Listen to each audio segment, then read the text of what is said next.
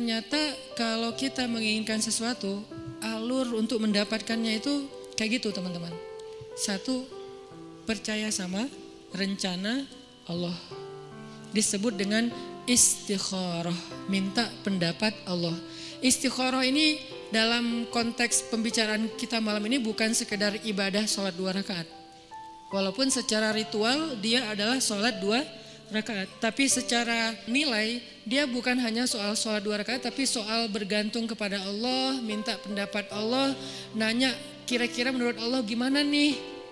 Terus Allah jawabnya lewat siapa? Nah, Allah menjawabnya lewat istisyarah. Pertama, istikharah, minta pendapat Allah. Ya Allah beri saya petunjuk, ini mau gimanain, ini apa yang harus saya lakuin. Nanti Allah nitip jawabannya lewat istisyarah. Istisyarah itu meminta nasihat orang-orang yang lebih paham. Ulama, kiai, ustadz, siapa lagi, guru, orang tua. Orang yang lebih bijak dari kita yang banyak pengalaman dalam urusan tersebut. Kita minta pendapat mereka.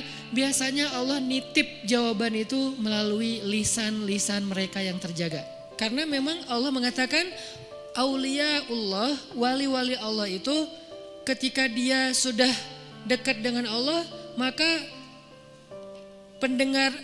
Allah menjadi pendengarannya, Allah menjadi penglihatannya. Maksudnya yang dia lihat itu sesuai dengan yang Allah inginkan. Yang dia dengar itu hanya yang Allah ridhoi. Yang dia ucapkan hanya yang Allah ridhoi. Artinya lisannya, telinganya, matanya udah terjaga. Selain pikiran dan hatinya pastinya terjaga. Nah, orang kayak gini tuh utusan Allah setelah Rasulullah SAW dalam wujud ulama, da'i. Bukan dalam wujud Nabi dan Rasul. Karena tidak ada lagi Nabi setelah Rasulullah. Jadi kita kalau mau tahu Allah nitip pesan ke kita, cari tahunya ke ulama. Syekh, Allah nitip pesan gak ke saya? Gitu kalau bahasa santainya ya. Tapi kan gak mungkin kita ngomong gitu ya. Emang lu siapa?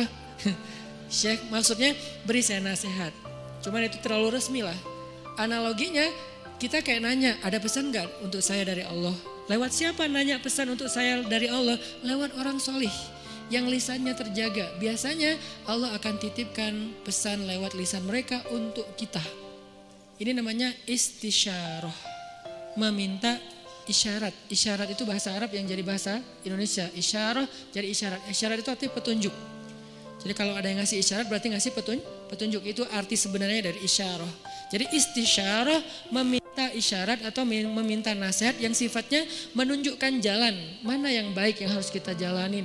Karena Allah gak bicara langsung kepada kita dalam bahasa wahyu kecuali apa yang sudah diwahyukan di Al-Quran. Karena yang bicara langsung dengan wahyu itu kan hanya para nabi. Kita kan gak bisa langsung wahyu turun dari langit, saya baru dapat wahyu, gak bisa kan. Kadang-kadang kita kayak kegeeran gitu, saya baru dapat ilham, padahal bukan ilham gitu kan. Ilham dari siapa dulu nih? Bisa jadi ilham dari wasawisus syaitan. Siapa tahu ilham kita tentang komen, tentang caption, tentang postingan, tentang repost, broadcast, itu bukan dari Allah, dari setan karena tidak terjaganya kita. Kalau para ulama, insya Allah mereka terjaga, Allah yang jaga mereka. Sehingga insya Allah ilham mereka itu gak dari mana-mana. Apalagi mimpi ulama itu adalah benar. Mimpi Nabi wahyu, mimpi ulama benar. Itu satu tingkat di bawah para Nabi. Bahkan disebutkan mimpi ulama adalah satu bagian dari 70 bagian kenabian. Nabi itu kan punya banyak bagian kenabian, nubuwah namanya. Nah, satu bagian dari 70 bagian itu adalah mimpi yang benar dari seorang ulama atau orang soleh. Sehingga saya merasa bahwa minta nasihat dan minta doa dari Habib Ali Zainal Abidin itu bagian dari isyarah. Setelah itu ini nggak harus berurutan ya, istikharah, isyarah itu nggak harus berurutan, bisa yang mana yang memungkinkan duluan. Akhirnya kemudian saya istikharah, minta Allah, ya Allah saya pengen ketemu Nabi.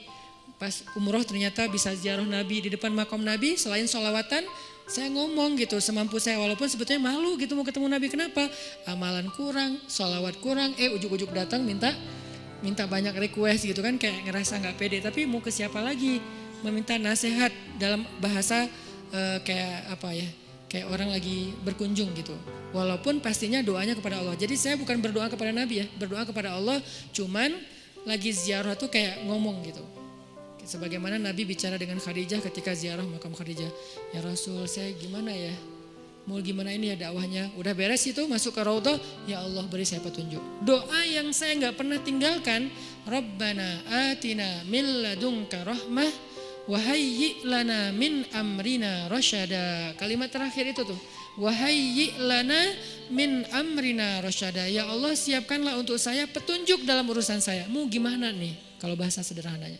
Ternyata Allah beri petunjuk lewat doa tadi para orang soleh, kemudian mimpi, kemudian dapat sebuah kejutan dari Allah yang mungkin sebagian orang ngelihat kejutan ini sebagai sesuatu yang sedih, musibah, ujian. Tapi saya ngelihatnya ini bukan ujian, ini justru jawaban dari doa saya bahwa Allah ingin memberikan celah. Oh gini masuknya, sehingga akhirnya saya merasa bahwa saya mendapatkan apa yang saya minta. Ini sebagai testimoni orang yang pernah mencoba jalur itu ternyata berhasil. Maka coba deh dalam urusan kita. Gimana? Istikharah, istisyarah, istifta. Apa itu istifta? Istifta dari kata fatwa. Bahasa Arab kalau ada ista, alif sinta, itu artinya meminta. Apaan minta apa gitu. Ini kode gitu. Jadi kalau dalam grammar bahasa Arab ada alif sin ta, itu artinya meminta. Jadi kalau istisyarah meminta isyarah, istikharah meminta khiyarah, istifta meminta fatwa. Jadi minta fatwa. Minta fatwa itu mana? Halal haram, benar salah, hak batil, mana yang harus saya pilih. Nah, itu namanya istifta. Sehingga datangnya harus kepada ulama. Kalau istisyarah boleh ulama, boleh orang bijak, boleh orang tua, boleh orang soleh yang ahli ibadah gitu kan. Bisa jadi ahli ibadah itu teman kita sendiri atau siapapun yang kita kenal. Tapi kalau istifta harus ulama. Kalau di Indonesia ulama yang tergabung dalam sebuah organisasi yang resmi, majelis ulama. Itu yang masalah istifta. Dan yang keempat, ini yang paling penting, istiqomah. Apa arti istiqomah? Banyak orang mengartikan istiqomah itu terus menerus, bukan. Itu namanya dawam. Kalau kita sholat tahajud setiap malam selama setahun namanya dawam dengan tahajud. Disebut orang yang qawwam. Kalau sekali doang, qaim. Kalau kita puasa setiap Senin Kamis selama bertahun-tahun namanya dawam, berpuasa. Disebut dengan sawam. Kalau sekali doang, shaim. Kalau cewek, shaimah.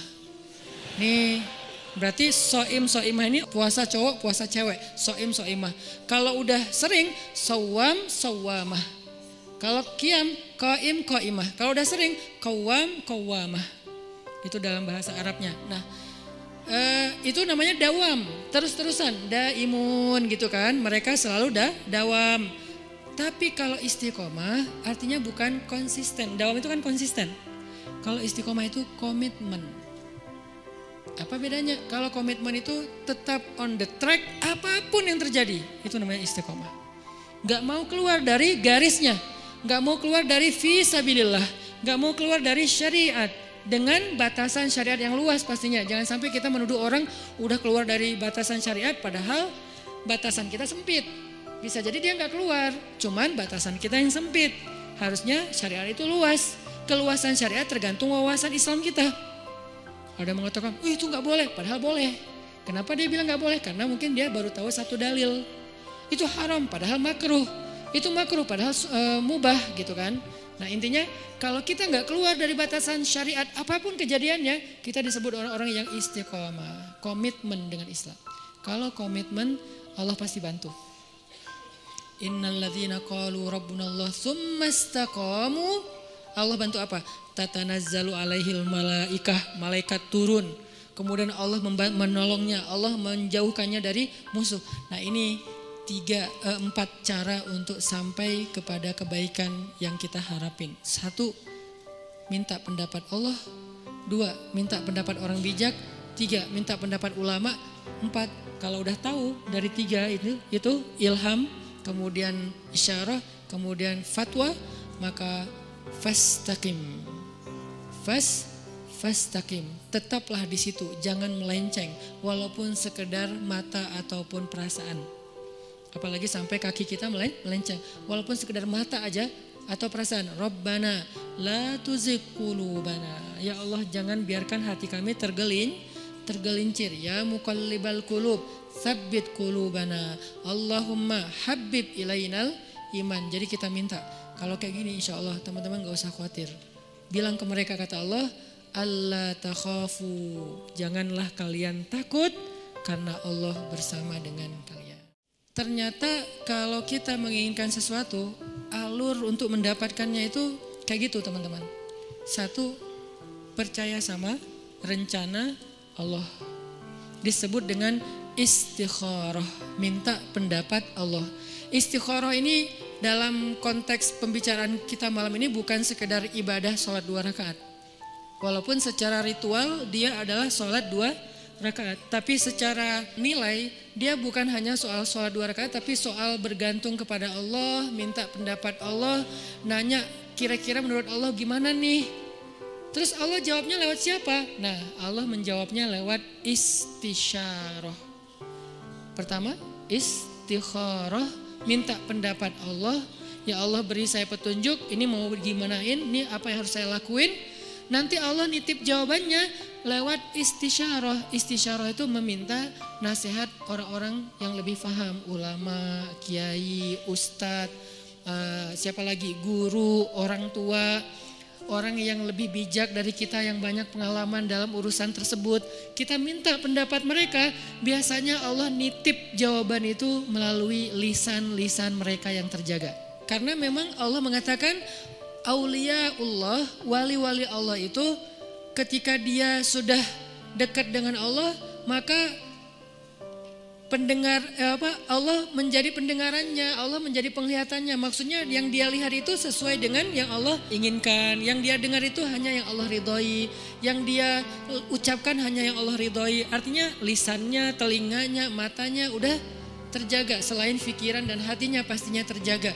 Nah, orang kayak gini tuh utusan Allah setelah Rasulullah SAW dalam wujud ulama, da'i, bukan dalam wujud Nabi dan Rasul, karena tidak ada lagi Nabi setelah Rasulullah. Jadi kita kalau mau tahu Allah nitip pesan ke kita, cari tahunya ke ulama. Syekh, Allah nitip pesan gak ke saya? Gitu kalau bahasa santainya ya. Tapi kan gak mungkin kita ngomong gitu ya. Emang lu siapa? Syekh, maksudnya beri saya nasihat. Cuman itu terlalu resmi lah. Analoginya kita kayak nanya, ada pesan gak untuk saya dari Allah? Lewat siapa nanya pesan untuk saya dari Allah? Lewat orang solih yang lisannya terjaga. Biasanya Allah akan titipkan pesan lewat lisan mereka untuk kita. Ini namanya istisyarah, meminta isyarat. Isyarat itu bahasa Arab yang jadi bahasa Indonesia. Isyarah jadi isyarat. Isyarat itu artinya petunjuk.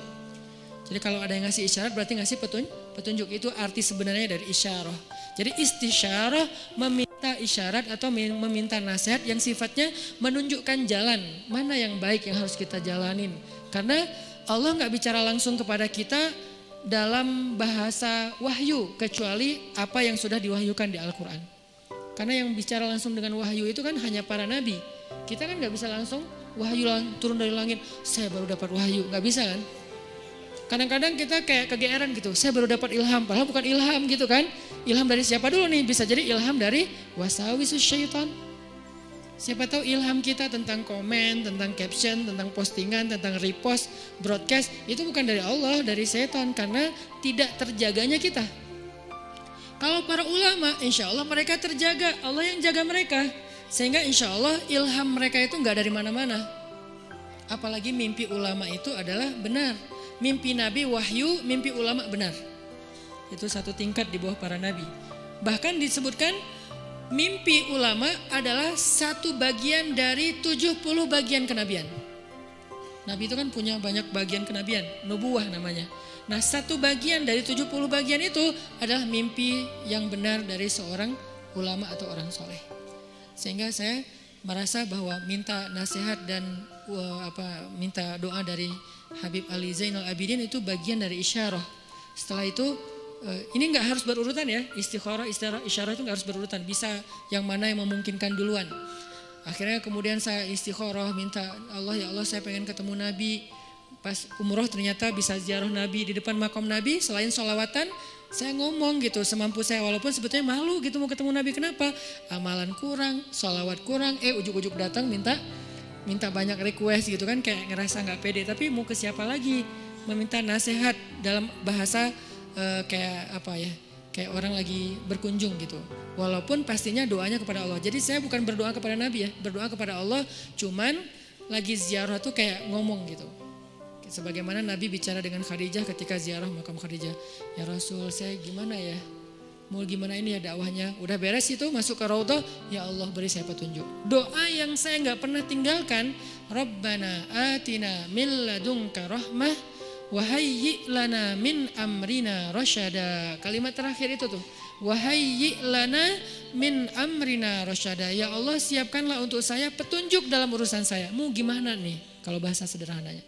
Ternyata Allah beri petunjuk lewat doa tadi para orang soleh, kemudian mimpi, kemudian dapat sebuah kejutan dari Allah yang mungkin sebagian orang melihat kejutan ini sebagai sesuatu yang sedih, musibah, ujian. Tapi saya ngelihatnya ini bukan ujian, ini justru jawaban dari doa saya bahwa Allah ingin memberikan celah. Oh gini masuknya, sehingga akhirnya saya merasa bahwa saya mendapatkan apa yang saya minta.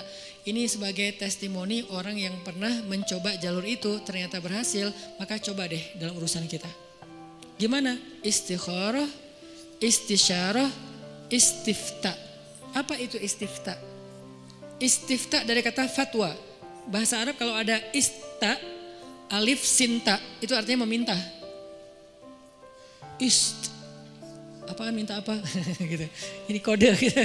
Jadi kalau dalam grammar bahasa Arab ada alif sin ta, itu artinya meminta. Jadi kalau istisyarah meminta isyarah, istikharah meminta khiyarah, istifta meminta fatwa. Jadi minta fatwa itu mana? Halal haram, benar salah, hak batil, mana yang harus saya pilih. Nah itu namanya istifta. Sehingga datangnya harus kepada ulama. Kalau istisyarah boleh ulama, boleh orang bijak, boleh orang tua, boleh orang soleh yang ahli ibadah gitu kan. Bisa jadi ahli ibadah itu teman kita sendiri atau siapapun yang kita kenal. Tapi kalau istifta harus ulama. Kalau di Indonesia ulama yang tergabung dalam sebuah organisasi yang resmi, majelis ulama. Itu yang masalah istifta. Dan yang keempat, ini yang paling penting, istiqomah. Apa arti istiqomah? Banyak orang mengartikan istiqomah itu terus menerus, bukan. Itu namanya dawam. Kalau kita sholat tahajud setiap malam selama setahun namanya dawam dengan tahajud. Disebut orang yang qawwam. Kalau sekali doang, qaim. Kalau kita puasa setiap Senin Kamis selama bertahun-tahun namanya dawam, berpuasa. Disebut dengan shawwam. Kalau sekali doang, shaim. Kalau cewek, shaimah. Nih. Berarti so'imah ini puasa cowok, puasa cewek. So'imah. Kalau udah sering, sawwamah. Kalau qiyam, qaimah. Kalau udah sering, qawwamah. Itu dalam bahasa Arabnya. Nah, itu namanya dawam, terus-terusan, daimun gitu kan. Mereka selalu dawam. Tapi kalau istiqomah artinya bukan konsisten. Dawam itu kan konsisten. Kalau istiqomah itu komitmen. Apa bedanya? Kalau komitmen itu tetap on the track apapun yang terjadi. Itu namanya istiqomah. Gak mau keluar dari garisnya. Gak mau keluar dari fisabilillah.